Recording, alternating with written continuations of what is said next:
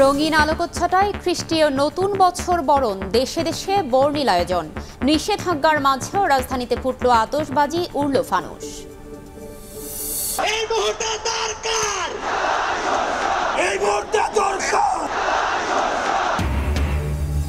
March for ইউনিটিতে বিপ্লবী ছাত্র জনতার মিলন মেলা। 15ই জানুয়ারির মধ্যে জুলাই ঘোষণাপত্র প্রকাশের দাবি। ফ্যাসিবাদের বিরুদ্ধে লড়াই অব্যাহত রাখার ঘোষণা। পদ্মা সেতুর পরামর্শক নিয়োগে দুর্নীতির অভিযোগ। সাবেক সচিব মোশাররফ সহ 7 জনের বিরুদ্ধে অনুসন্ধানে দুদক। ডায়মন্ড ওয়ার্ল্ড মালিকের দিলীপ অনিয়মের তদন্ত শুরু।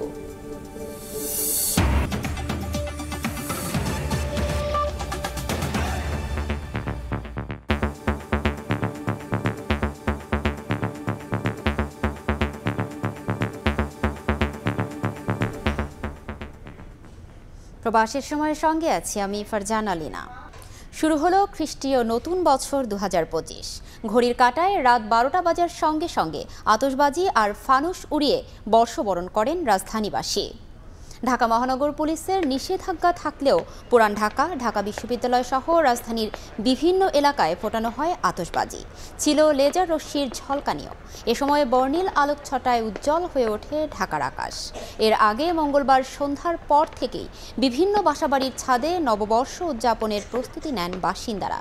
ঢাকার বাইরে কক্সবাজার সমুদ্র সৈকতে ফানুস উড়িয়ে 2025 সাল স্বাগত জানান স্থানীয় বাসিন্দা ও পর্যটকরা। হোটেলগুলোতেও করা হয় বর্ষবরণের আয়োজন।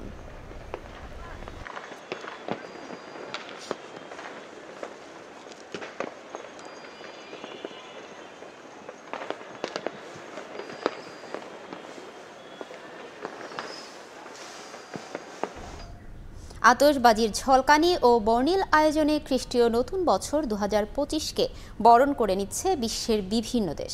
নিউজিল্যান্ডের অকল্যান্ডে বর্ষবরণের আয়োজনে ভিড় করেন বহু মানুষ। মনোমুগ্ধকর রঙিন আলোয় মেতে উঠতে অস্ট্রেলিয়ার সিডনি হারবারে 10 লাখেরও বেশি মানুষের জমায়েত হয় বলে ধারণা করা হচ্ছে। হংকং, তাইওয়ান, থাইল্যান্ডেও নানা আয়োজন করা হয়।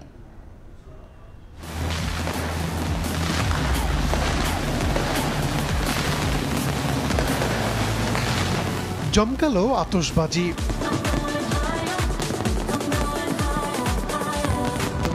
বর্ণিল আলোকছটায় রঙিন আকাশ।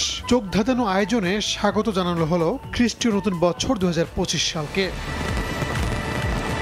ঘড়ির কাঁটায় রাত 12টা বাজতেই আতশবাজির আলোয় উজ্জ্বল হয়ে ওঠে অস্ট্রেলিয়ার সিডনির আকাশ। সোনালী রঙের স্রোত থেকে চোখ সরানো দেয়। মধ্যরাতে আলোর ঝলকানিতে উদ্ভাসিত হয় বিখ্যাত হারবার সেতু।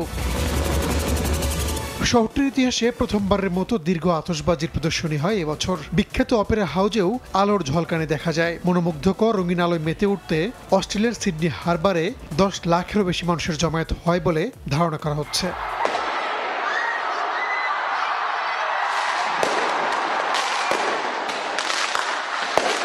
এর আগে নতুন বছরকে বরণ করে নেয় নিউজিল্যান্ড।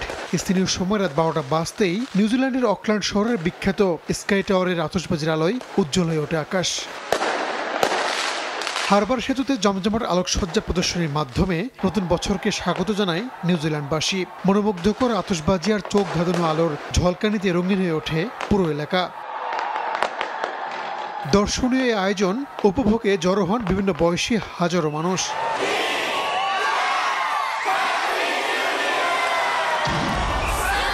অস্ট্রেলিয়া, নিউজিল্যান্ড বাদেও নানা আয়োজনে নতুন বছরকে বরণ করছে বিভিন্ন দেশ। হংকংয়ের বিখ্যাত ভিক্টোরিয়া হারবারে জমকালো আতশবাজির প্রদর্শনী করা হয়। নতুন বছর বরণ উপলক্ষে তাইওয়ানেও ছিল মনোমুগ্ধকর আয়োজন। প্রতি বছরের মতো এবারও থাইল্যান্ডে আতশবাজির ঝলকানিতে মুগ্ধ হয় পর্যটকরা।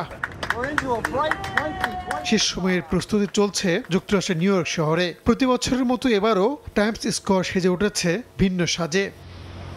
রাহানুল রানা, সময় সংবাদ। অন্য প্রসঙ্গ, মার্চ ফর ইউনিটিতে কেন্দ্রীয় শহীদ মিনারে বিপ্লবীদের মিলন মেলা। আগামী 15ই জানুয়ারির মধ্যে জুলাই গণ অভ্যুত্থানের ঘোষণাপত্র প্রকাশের সময়সীমা বেঁধে দিলেন বৈষম্য বিরোধী ছাত্র আন্দোলন ও জাতীয় নাগরিক কমিটির নেতারা। তাদের দাবি, আগামী নির্বাচন হতে হবে গণপরিষদ নির্বাচন, যেখানে নতুন সংবিধান পাশ করতে হবে। ফ্যাসিবাদের বিরুদ্ধে লড়াই অব্যাহত রাখার প্রত্যয় ব্যক্ত করেন ছাত্র জনতা। আবু সাঈদ মুক্ত, এই মুহূর্তে দরকার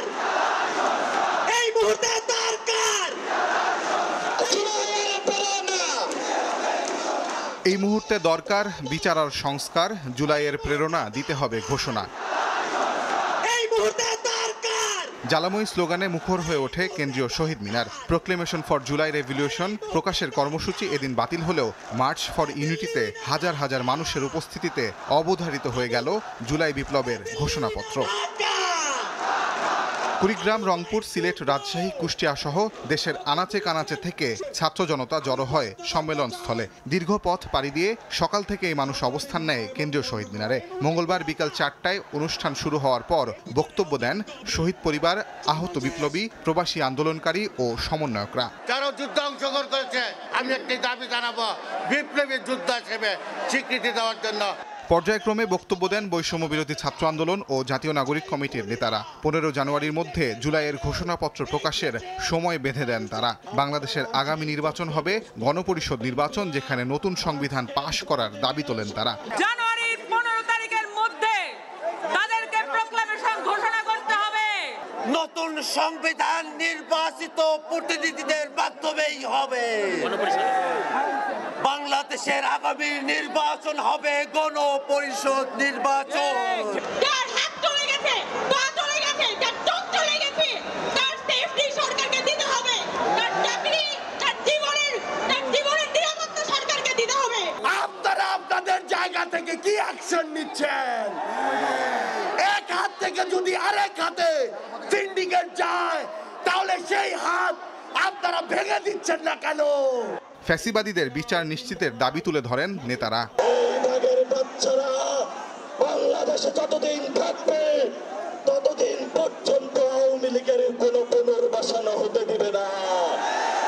এই বাঘের বাচ্চারা বাংলাদেশে যতদিন থাকবে ততদিন আমরা বিচার এবং সংস্কার প্রক্রিয়া শেষ করে ছাড়বো ইনশাআল্লাহ। আমাদের একমাত্র শত্রু এই আওয়ামী লীগ। আওয়ামী লীগের বিরুদ্ধে আমাদের যতগুলো রাজনৈতিক শক্তি আছে, আমাদের সংগ্রাম অব্যাহত থাকবে।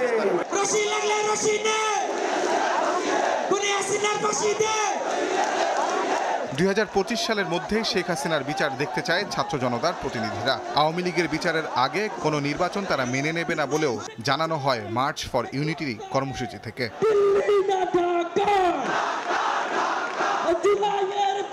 তাজওয়ার মাহমুদ, সময় সংবাদ, ঢাকা। বিপ্লবের বছর 24-এর শেষ দিনে বিপ্লবীদের স্লোগানে প্রকম্পিত হলো ঢাকার রাজপথ। মার্চ ফর ইউনিটিতে ছাত্র জনতার স্পষ্ট বার্তা, বিচারের আগে স্বৈরাচারের দোসরদের স্থান হবে না রাষ্ট্র কাঠামোতে। জুলাই ঘোষণাপত্রের মাধ্যমে স্বীকৃতি দিতে হবে বিপ্লবীদের।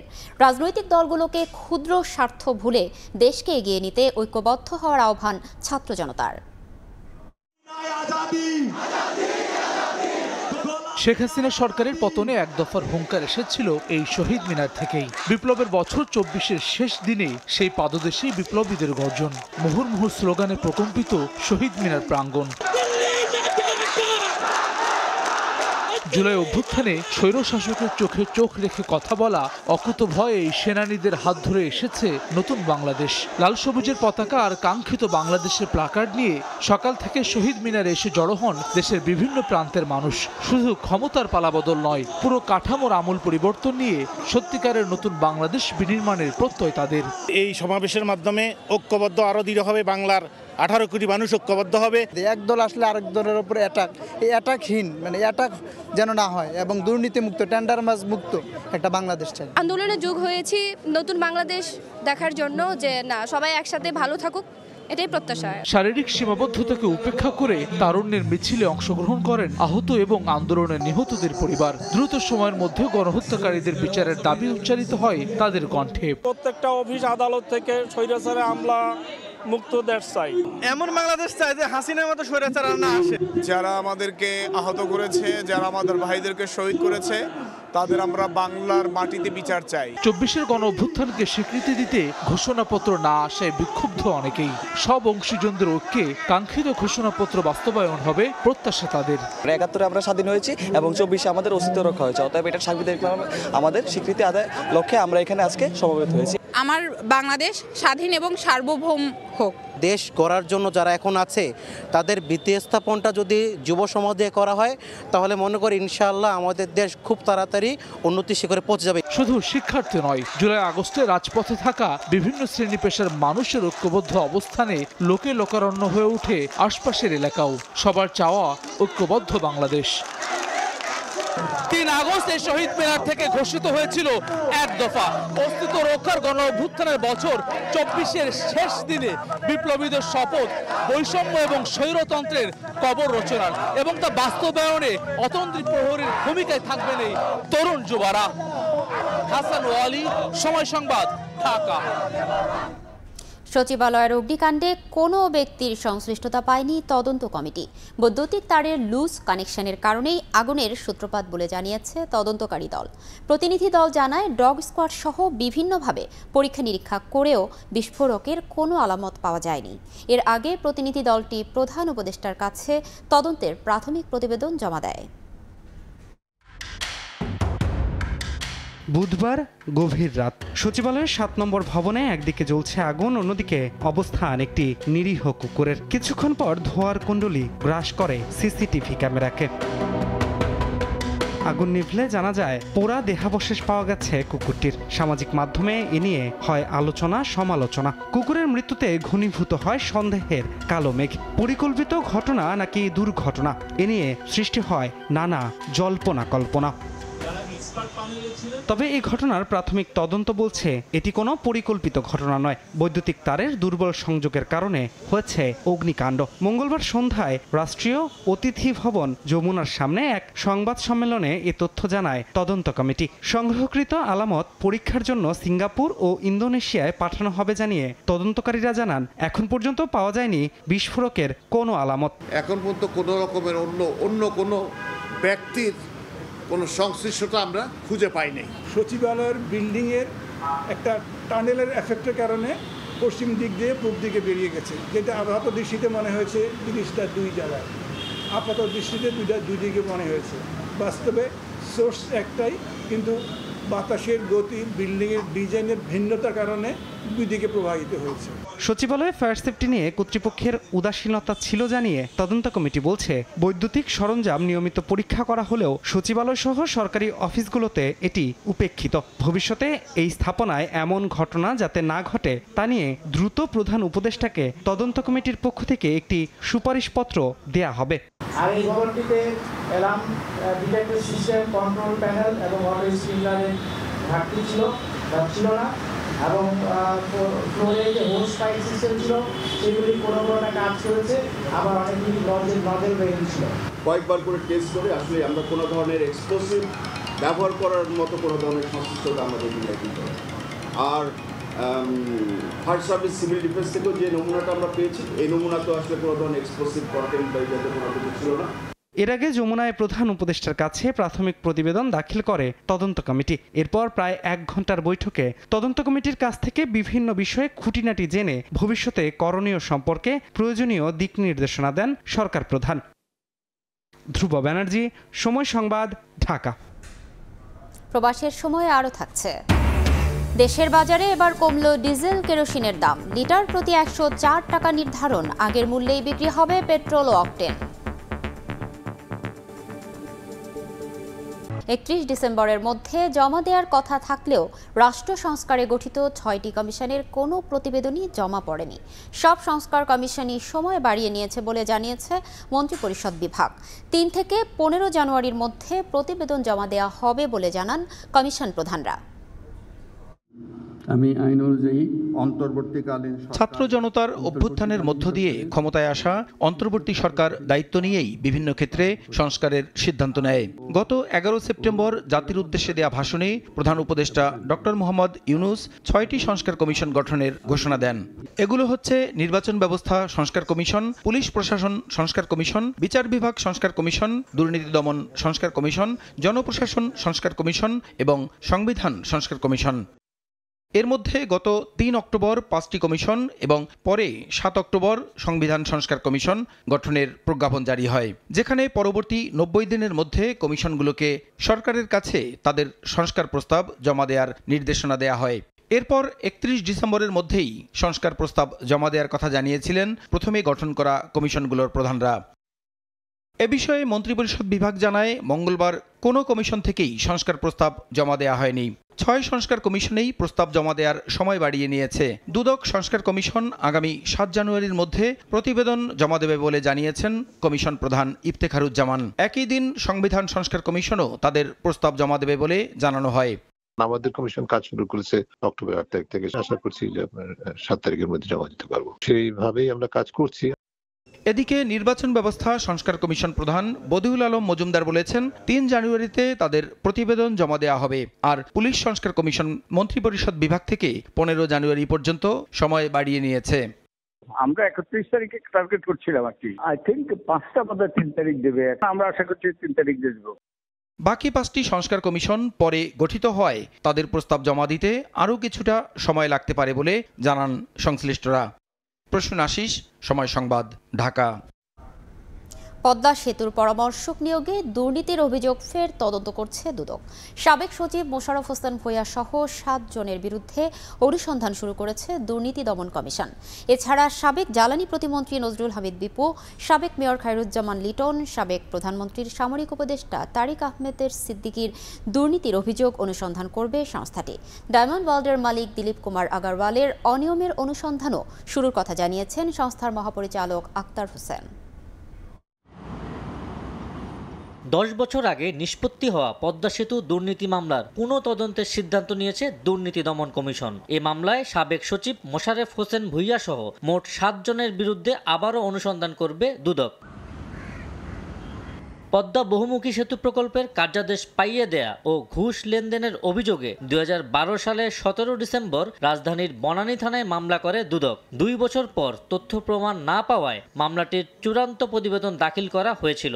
এবার নতুন তদন্তে অনিয়মের তথ্য প্রমাণ পাওয়ায় মামলার পুনঃতদন্তের সিদ্ধান্ত নিয়েছে দুদক। মঙ্গলবার সেগুনবাগিচায় সংস্থার প্রধান কার্যালয়ে একথা জানান কমিশনের মহাপরিচালক আক্তার হোসেন। পদ্মা বহুমুখী সেতু প্রকল্পের নির্মাণ তদারকি পরামর্শক নিয়োগ সংক্রান্ত দরপত্রের অন্যতম দরদাতা এসেন্সিয়াল আওয়ালিন ইন্টারন্যাশনালকে কার্যাদেশ পাইয়ে দেওয়ার ব্যবস্থা করার অভিপ্রায়ে অপরাধমূলক ষড়যন্ত্র করায় বনানী থানায় মামলা নম্বর 19 তারিখ 17/12/2012 খ্রিস্টাব্দ রুজু করা হয়। নতুন তথ্যাদি প্রাপ্তির পরিপ্রেক্ষিতে আলোচ্য মামলাটি বিস্তারিত পর্যালোচনা করা হয়েছে এবং পর্যালোচনা শেষে উক্ত মামলা অধিকতর তদন্তের সিদ্ধান্ত গৃহীত হয়েছে। এদিকে বিদ্যুৎ ও জ্বালানি খাতে সিন্ডিকেটের মাধ্যমে সাবেক প্রতিমন্ত্রী নজরুল হামিদ বিপুর অনিয়ম ও দুর্নীতির অভিযোগ অনুসন্ধানের সিদ্ধান্ত নিয়েছে দুদক। এছাড়া 6000 কোটি টাকার সম্পদ ফেলে আত্মগোপনে যাওয়া রাজশাহী সিটির সাবেক মেয়র খায়রুজ্জামান লিটন সহ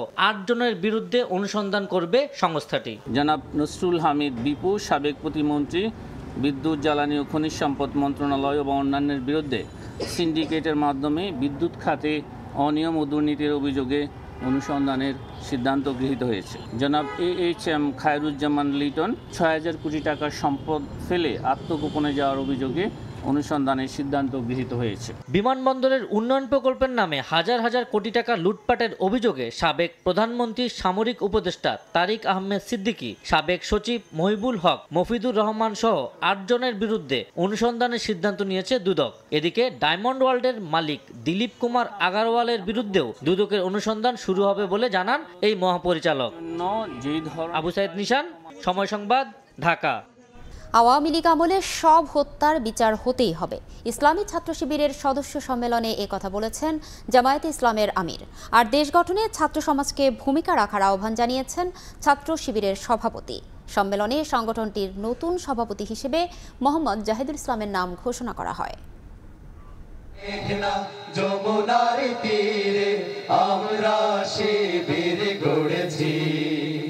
বছরের শেষ দিনে কেন্দ্রীয় সম্মেলন ঘিরে সোহরাওয়ার্দী উদ্যানে বিশাল এই জমায়েত বাংলাদেশ ইসলামী ছাত্র শিবিরের।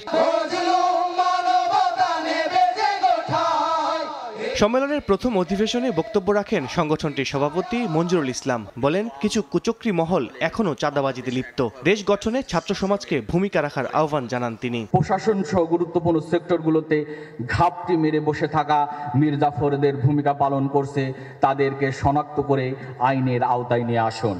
ছাত্র শিবিরের সদস্য সম্মেলনে বক্তব্য রাখেন দেশি বিদেশি ছাত্র সংগঠনের প্রতিনিধি সহ জামায়াত ইসলামীর কেন্দ্রীয় নেতারা। ফ্যাসিবাদের দোসরদের ষড়যন্ত্রের বিরুদ্ধে ঐক্যের ডাক দেন বক্তারা। বিশ্ববিদ্যালয়ে যদি কমিউনিজমের চর্চা হতে পারে, সেকুলারিজমের চর্চা হতে পারে, তবে কেন ইসলামী রাষ্ট্র ব্যবস্থার চর্চা হতে পারবে না? সম্মেলনে যোগ দিয়ে ২৪ অভ্যুত্থানে ছাত্র শিবিরের ভূমিকার প্রশংসা করেন জাতীয় নাগরিক কমিটির মুখ্য সংগঠক সার্জিস আলম। কেউ কোনোদিন সত্যকে চাপিয়ে রাখতে পারে না, সত্য প্রকাশিত হওয়ার সময়ের শুধু অপেক্ষা। প্রধান অতিথির বক্তব্যে জামায়াত ইসলামীর আমির ডাক্তার শফিকুর রহমান বলেন, ফ্যাসিস্ট শেখ হাসিনা লগি বৈঠা নিয়ে নেতাকর্মীদের উপর হামলার নির্দেশ দিয়েছিল। আওয়ামী লীগ আমলের সব হত্যার বিচার হবেই। ২০০৬ সালের ২৮ অক্টোবর এই জাতি কখনো ভুলবে না। প্রকাশ্য দিবালুকে রাজপথে সেদিন পল্টন মোড়ে মানুষগুলাকে নির্মমভাবে পিটিয়ে হত্যা করা হয়েছিল। নতুন বাংলাদেশ গড়তে তরুণ প্রজন্মকে ভূমিকা রাখার আহ্বান জানান বক্তারা। যুবক এবং ছাত্ররা সবসময় তাকে অন্যায়, দুঃশাসন এবং নির্যাতনের বিরুদ্ধে। আল কাসির, সময় সংবাদ, ঢাকা। মুক্তিযুদ্ধের মধ্য দিয়ে অর্জিত ৭২-এর সংবিধানকে অস্বীকার করার সুযোগ নেই, তবে সংবিধানের কিছু ধারা সংশোধন করা প্রয়োজন বলে মন্তব্য করেছেন গণ অধিকার পরিষদের সভাপতি নুরুল হক নূর। মঙ্গলবার গণ অধিকার পরিষদের কেন্দ্রীয় কার্যালয় আল রাজি কমপ্লেক্সে চলমান রাজনৈতিক পরিস্থিতি নিয়ে সংবাদ সম্মেলনে এ কথা বলেন তিনি। সংবিধানের কিছু ধারা সংশোধনে রাজনৈতিক দলগুলোর মতামত গুরুত্ব দেওয়ার তাগিদ দেন নূর। এদিকে বিভাজনের রাজনীতি ভুলে একত্রে কাজ করার আহ্বান জানিয়ে ফারুক হাসান জানান, এক প্ল্যাটফর্মেই কাজ করবে গণ অধিকার পরিষদ। তাদেরকে ধন্যবাদ জানাতে একজন আমাদের উচ্চতর পরিষদ না লেখাটার অনুরোধ করব এবং একই সাথে বিশেষ করে যেভাবে আমরা স্বতঃস্ফূর্তভাবে জাতীয় ঐক্যের মধ্য দিয়ে এরকম একটি আন্দোলন গড়ে তুলেছিলাম, সে একইভাবে জুলাই ঘোষণাপত্রটি হতে হবে এবং এখানে উদ্যোগ নিতে পারে সরকার। তো আমরা সরকারকে ধন্যবাদ জানাই। ৭১-এর সাথে কোনো কিছুর তুলনা করা চলে না। সংবিধানের সংশোধনের বেশ কিছু প্রয়োজনীয়তা আমরা উপলব্ধি করেছি। রাজনৈতিক দলগুলো আলাপ আলোচনা করে তাদের মতামত সংবিধান সংস্কার কমিটির কাছে দিয়েছে। আশা করি সেটা একটা বাস্তবায়ন আমরা দেখতে পাবো। গণ অধিকার পরিষদ মাঝখানে বেশ কিছুদিন দুই পথে দুই রাস্তায় পথ চলা শুরু করেছিল। সেই দুটি পথ কিংবা দুটি রাস্তা আজকে একই রাস্তায় অন্তর্ভুক্ত হলো। আজকে থেকে আমরা গণ অধিকার পরিষদ একীভূত হয়ে একসাথে পথ চলার সিদ্ধান্ত নিয়েছি। নির্বাচন সংস্কার কমিশনের প্রতিবেদন হাতে পেলেই ধারণা করা যাবে নির্বাচন কবে হবে। মঙ্গলবার সকালে কুমিল্লা আঞ্চলিক নির্বাচন কর্মকর্তার কার্যালয়ে মত বিনিময় সভায় একথা বলেন সিসিএএমএস নাসির উদ্দিন। প্রধান উপদেষ্টার দেয়ার রূপরেখা অনুযায়ী ভোটের প্রস্তুতি নেওয়া হচ্ছে বলেও জানান তিনি। সুনির্দিষ্ট কোনো দিনক্ষণ আমরা এখনো নির্ধারণ করি নাই। আমরা মাননীয় প্রধান উপদেষ্টা যে ইঙ্গিত দিয়েছেন ওনার 16 তারিখের বক্তৃতায়, সেটার আলোকেই প্রস্তুতি নিচ্ছি। কারণ অনেকগুলো সংস্কার কমিশনের রিপোর্ট আসবে। সংস্কার কমিশনের রিপোর্টগুলো পেলে হয়তো একটা আন্দাজ করা যাবে যে কবে নাগাদ ইলেকশন হতে পারে। আমাদের কাজের মাধ্যমে আমরা প্রমাণ করব যে আমরা আগের 2-3টা নির্বাচন কমিশনের মতো নই। আমরা সত্যিকারের একটা ক্রেডিবল ইলেকশন জাতিকে উপহার দিতে চাই। দেশের বাজারে এবার ডিজেল ও কেরোসিনের দাম লিটার প্রতি 1 টাকা কমিয়ে 104 টাকা নির্ধারণ করল সরকার। তবে অপরিবর্তিত রয়েছে পেট্রোল ও অকটেনের দাম। মঙ্গলবার এ বিষয়ে প্রজ্ঞাপন জারি করে বিদ্যুৎ, জ্বালানি ও খনিজ সম্পদ মন্ত্রণালয়ের জ্বালানি বিভাগ। প্রজ্ঞাপনে বলা হয়েছে এই দাম আগামীকাল 1 জানুয়ারি থেকে কার্যকর হবে। তবে প্রতিদিন 5 ঘন্টা না সন্ধ্যা 6টা থেকে রাত 9টা পর্যন্ত বন্ধ থাকবে সিএনজি স্টেশন। প্রজ্ঞাপনে বলা হয়, বিশ্ববাজারে জ্বালানি তেলের মূল্য হ্রাস বা বৃদ্ধির সঙ্গে সামঞ্জস্য রেখে দেশে ভোক্তা পর্যায়ে তুলনামূলক সাশ্রয়ী মূল্যে জ্বালানি তেল সরবরাহ নিশ্চিত করতেই এ নতুন দাম নির্ধারণ করা হয়েছে। ডিজেলের দাম প্রতি লিটার 105 টাকা থেকে 1 টাকা কমিয়ে 104 টাকা ও কেরোসিন 105 টাকা থেকে 1 টাকা কমিয়ে 104 টাকা পুনঃনির্ধারণ বা সমন্বয় করা হয়েছে। এ দফায় কেরোসিন ও ডিজেলের দাম লিটার প্রতি 1 টাকা ও পেট্রোল অকটেনের দাম অপরিবর্তিত রাখা হয়েছে। অকটেন 125 টাকা ও পেট্রোল বিক্রি হবে 121 টাকায়।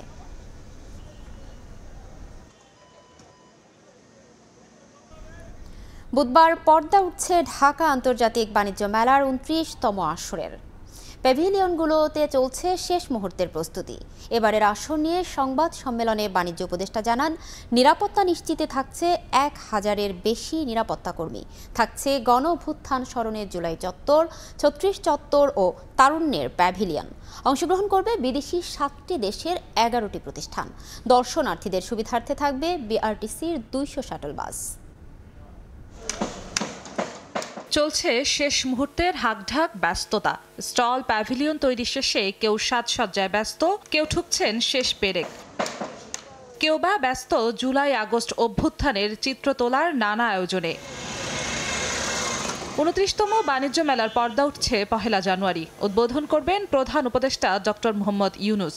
একদিন আগে তাই নিরাপত্তায় কড়াকড়ি। ই-টিকেটের ব্যবস্থা থাকায় প্রবেশ পথে ভিন্ন ব্যবস্থা। আমাদের সব প্রস্তুতি সম্পূর্ণ শেষ। এই বছর সঠিক টাইমে মেলা আরম্ভ হওয়ার জন্য আমরা আনন্দিত। মেলাতে অনেক কাজ এখনো বাকি আছে, হয়তো 3-4 দিন আরো লাগবে। এখন ঘরে বসে যেহেতু তারা টিকিট করতে পারবেন, সেহেতু তারা এখানে এসে লাইন ধরতে হবে না। সংবাদ সম্মেলনে বাণিজ্য সচিব সেলিম উদ্দিন জানান, বিশ্বের 7টি দেশের 11টি প্রতিষ্ঠান সহ মেলায় থাকছে 362টি স্টল প্যাভিলিয়ন, থাকছে গণ অভ্যুত্থানের স্মৃতি। সোর্সিং কর্নার নামে আলাদা একটি কর্নার করেছি, আলাদা একটি জায়গা করেছি। জুলাইয়ের গণ অভ্যুত্থানকে কেন্দ্র করে আলাদা একটা ফোকাস করে আমরা 3টি আলাদা প্রদর্শনী বা এরিয়া রেখেছি।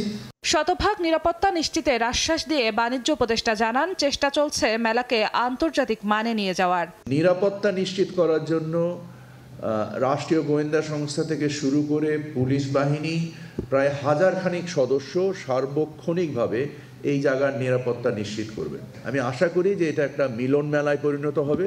দর্শনার্থী ও ক্রেতাদের যাতায়াত সুবিধার্থে রাজধানীর বিভিন্ন জায়গা থেকে থাকছে বিআরটিসির 200টির বেশি শাটল বাস সার্ভিস। জিনাদারা জশোয়া, সময় সংবাদ, ঢাকা। দেশের মোবাইল সেবাদাতা কোম্পানিগুলো বেশি দামে ইন্টারনেট বিক্রি করে ফুলে ফেপে উঠেছে বলে জানিয়েছেন নিয়ন্ত্রক সংস্থা বিটিআরসির চেয়ারম্যান। বলেন, গ্রাহকের কাছে উচ্চ দামে ইন্টারনেট বিক্রি করলেও সরকারের আয় বাড়ছে না। টেলিযোগাযোগ নিয়ে সংবাদ সংগ্রহ করা সাংবাদিকদের সংগঠন টিআরএনবি আয়োজিত গোলটেবিল আলোচনায় তিনি কথা বলেন। এ সময় মোবাইল অপারেটর প্রতিনিধিরা অভিযোগ করেন, সরকারি নীতিমালা বড় কোম্পানি বান্ধব হওয়ায় তাদের ব্যবসা চ্যালেঞ্জের মুখে। দেশের অর্থনীতিতে টেলিযোগাযোগ খাতের অবদান 8% বেশি। বছরে রাজস্ব আসে 2 লাখ কোটি টাকার মতো। তবে সরকারি নীতিমালা বিনিয়োগ সহযোগী না হওয়ায় কমছে এ খাতের বিনিয়োগ। প্রতিযোগিতা বৈষম্য থাকায় ক্রমাগত ছোট হয়ে আসছে বাজার। এমন অভিযোগ উঠে এসেছে মঙ্গলবার টিআরএনবি আয়োজিত গোল টেবিল আলোচনায়। মোবাইল অপারেটররা বলেন, নিয়ন্ত্রক সংস্থাগুলোর উদ্যোগ বাজারে সমতা নিশ্চিত করতে পারছে না। আমাদের এখানে সিরিয়াস একটা প্রেডিটরি প্রাইসিং, যেটা কম্পিটিশনের ভাষায় অনেকটা বলবো একটা অপরাধ। বড় অপারেটর যেটা করছে সেটা হচ্ছে আমাদেরকে বেসিক্যালি আমাদের পুরো মার্কেট গ্র্যাব করে নিবে, because they are subsidising the whole SIM tax. Mobile অপারেটরদের সংগঠন এমটবের মহাসচিব বলেন, বিনিয়োগের পরিবেশে স্বচ্ছতা না থাকায় এ খাতে নতুন বিনিয়োগে বিদেশিরা আগ্রহ হারাচ্ছে। আরও বেশি প্লেয়েবল বা আরও বেশি কমফোর্টেবল করতে হয়তো পারি নাই, সেটার কারণে হয়তোবা তারা ইনভেস্টমেন্টে যে স্টল সিচুয়েশনের কথা বলা হচ্ছে সেটা হয়তোবা আমরা এক্সপেরিয়েন্স করছি। প্রধান অতিথির বক্তব্যে বিটিআরসি চেয়ারম্যান বলেন, ব্যবসার চেয়ে সেবার উপর জোর দিয়ে নীতিমালা করা হবে। রেভিনিউ দিচ্ছে না, তাহলে রেভিনিউটা কোথায় চুরি হচ্ছে? গিয়ে দেখলাম যে ওনারা কত কল আনছেন, কোথায় কত কল দিচ্ছেন সেই অ্যাকাউন্টেবিলিটি নেই, সেই ভিজিবিলিটি নেই। কোনো বিজনেসের স্বার্থে সার্ভিস বাঁচিয়ে রাখা হবে না, সার্ভিসের স্বার্থে বিজনেসকে সাপোর্ট করা হবে। That is what is the stance of BTRC. কোম্পানিগুলোর মধ্যে সমতা নিশ্চিত করতে প্রতিযোগিতা কমিশনের সক্ষমতা বাড়ানোর পরামর্শ উঠে আসে আলোচনায়। সিম ট্যাক্সের কথা বলেছেন, যে সিম ট্যাক্সে কি হচ্ছে? MS আরিফিন, সময় সংবাদ, ঢাকা। চীনের বিরুদ্ধে যুক্তরাষ্ট্রের অর্থ দপ্তরের সিস্টেম হ্যাক করার অভিযোগ করেছেন মার্কিন কর্মকর্তারা। এর মধ্য দিয়ে দপ্তরের কর্মক্ষেত্র এবং গোপন নয় এমন কিছু নথিতে প্রবেশ করতে পেরেছে হ্যাকাররা। ডিসেম্বরের শুরুর দিকে এই ঘটনা ঘটে বলে জানায় মার্কিন অর্থ দপ্তর। এই হ্যাকিংয়ের ঘটনার প্রভাব খতিয়ে দেখতে FBI ও অন্যান্য সংস্থার সঙ্গে কাজ করা হচ্ছে। তবে কোনো নথি হ্যাকারদের হাতে পড়েছে কিনা এবং কত সময় ধরে হ্যাকিং হয়েছে তা জানায়নি দপ্তর। ওয়াশিংটন ডিসিতে নিযুক্ত চীনা দূতাবাসের এক মুখপাত্র BBC নিউজকে জানান, চীনের সঙ্গে বৈরী সম্পর্কের জেরেই যুক্তরাষ্ট্র কোনো ভিত্তি ছাড়াই এ দাবি করেছে।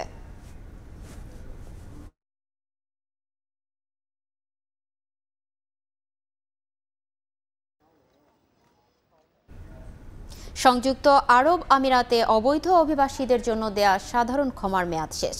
1 সেপ্টেম্বর থেকে শুরু হওয়া এই সাধারণ ক্ষমায় বৈধ হয়েছেন 50,000-এরও বেশি প্রবাসী বাংলাদেশি। এরপরেও অর্থের অভাবে এ সুযোগ কাজে লাগাতে পারেননি অনেকেই। বিস্তারিত শিবলি আল সাদিকের রিপোর্টে। আরব আমিরাতে নানাভাবে অবৈধ হয়ে পড়া বিভিন্ন দেশের হাজারো অবৈধ অভিবাসীর জন্য গেল 1 সেপ্টেম্বর থেকে সাধারণ ক্ষমা ঘোষণা করেছিল দেশটির সরকার। প্রথম 2 মাস এবং দ্বিতীয় দফায় আরো 2 মাস মেয়াদ বৃদ্ধির পর 4 মাস অতিবাহিত হয়েছে এই সাধারণ ক্ষমার। 31 ডিসেম্বর সাধারণ ক্ষমার শেষ দিন। অবৈধ থাকার মেইন কারণ এখানে ভিসা ট্রান্সফার ফি 9 থেকে 10,000 টাকা। যারা ইলিগাল ছিল তারা কোনো কাজকর্ম করতে পারে নাই, এদিক সেদিক ঘোরাফেরা করছে, তাই তারা ভিসা ট্রান্সফার করতে পারে না। তা আমার উচিত তারা এই সাধারণ ক্ষমার ভিতরে এই দেশ ত্যাগ করে চলে যাওয়া। প্রতিটি দোকান, প্রতিটি ঘর, প্রতিটি বাসা তারা এই অবৈধ লোকদেরকে যে কোনোভাবে যে কোনো মূল্যে 1 জানুয়ারির পর থেকে তাদেরকে অ্যারেস্ট করবে এবং এই শাস্তির আওতায় এনে দেশে পাঠাবে এবং তারা কোনোদিন এই দেশে আর আসতে পারবে না।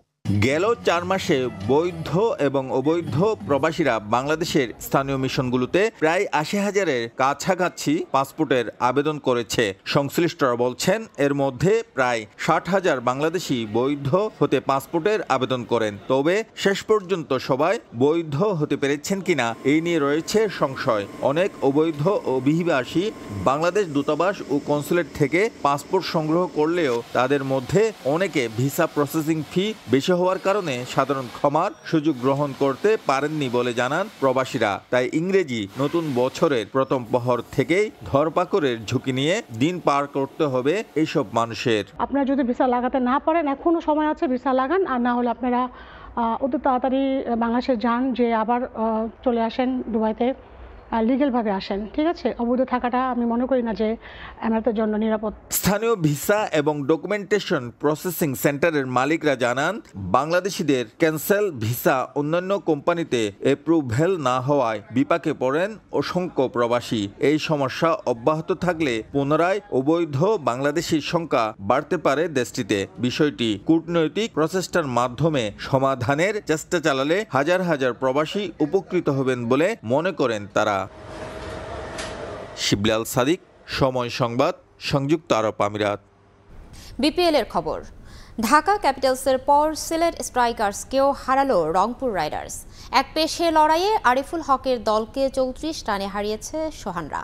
টস জিতে আগে ব্যাট করে 155 রান জমা করে রংপুর। জবাবে মাত্র 121 রান তোলে সিলেট। 27 রান খরচে 4 উইকেট নিয়ে ম্যাচ সেরা হয়েছেন নাহিদ রানা। 2 ম্যাচে 2 জয়ে পয়েন্ট টেবিলের শীর্ষে রংপুর। ফুটবলের খবর। পারফরমেন্সের বিচারে হ্যাভিয়ার কাব্রেরার সঙ্গে বাফুফেকে চুক্তি নবায়ন না করার পরামর্শ দিয়েছেন দেশের সাবেক ফুটবলাররা। জাতীয় দলের স্বার্থে কোচ নিয়ে ফেডারেশনকে দীর্ঘমেয়াদী পরিকল্পনা নিতে বললেন তারা। 31 ডিসেম্বর বাফুফের সঙ্গে চুক্তির মেয়াদ শেষ হয়েছে কাব্রেরার। এর আগে 2023-এ বেতনের সঙ্গে চুক্তির মেয়াদও বাড়ান এই স্প্যানিশ কোচ। দেশের ফুটবল অঙ্গনে এখন বড় প্রশ্ন, কে হচ্ছেন বাংলাদেশ জাতীয় দলের পরবর্তী কোচ। হাভিয়ার কাব্রেরার উপর আস্থা রাখবে বাফুফে, নাকি নতুন কাউকে খুঁজে নেবেন ন্যাশনাল টিমস কমিটির চেয়ারম্যান ও বাফুফে সভাপতি তাবিত আউয়াল। 31 ডিসেম্বর বাফুফের সঙ্গে চুক্তির মেয়াদ শেষ হয়েছে জাতীয় দলের বর্তমান কোচ হাভিয়ার কাব্রেরার। 2022 সালে জাতীয় দলের কোচ হিসেবে যোগ দেন এই স্প্যানিশ। মালেতে বাংলাদেশ মালদ্বীপ ম্যাচ দিয়ে শুরু হয় তার প্রথম অ্যাসাইনমেন্ট। এরপর লাল সবুজদের সঙ্গে পার করেছেন 2.5 বছরেরও বেশি সময়। মাঝে বেতন বাড়িয়ে করেছেন চুক্তি নবায়ন।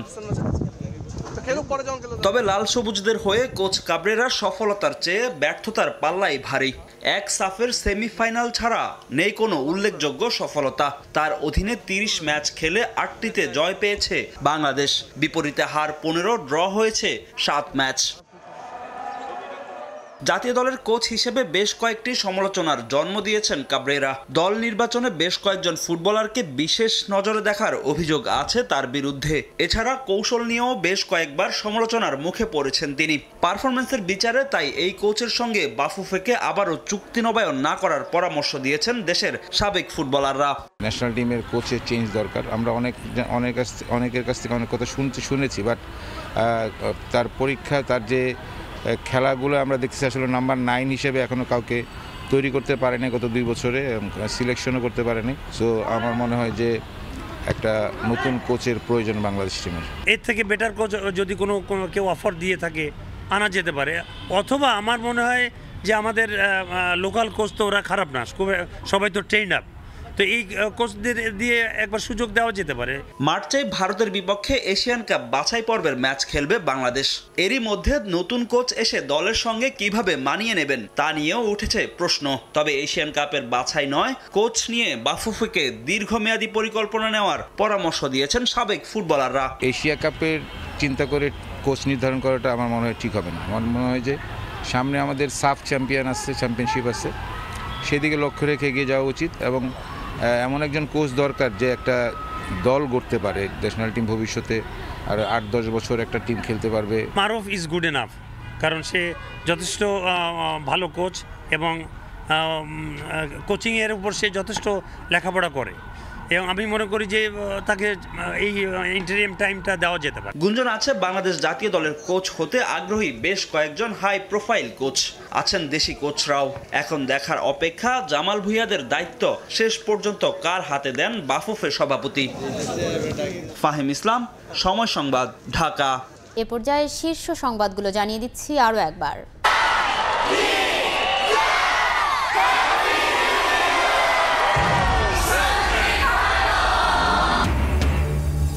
রঙিন আলোকচ্ছটায় খ্রিস্টীয় নতুন বছর বরণ, দেশে দেশে বর্ণিল আয়োজন। নিষেধাজ্ঞার মাঝেও রাজধানীতে ফুটল আতশবাজি, উড়ল ফানুস।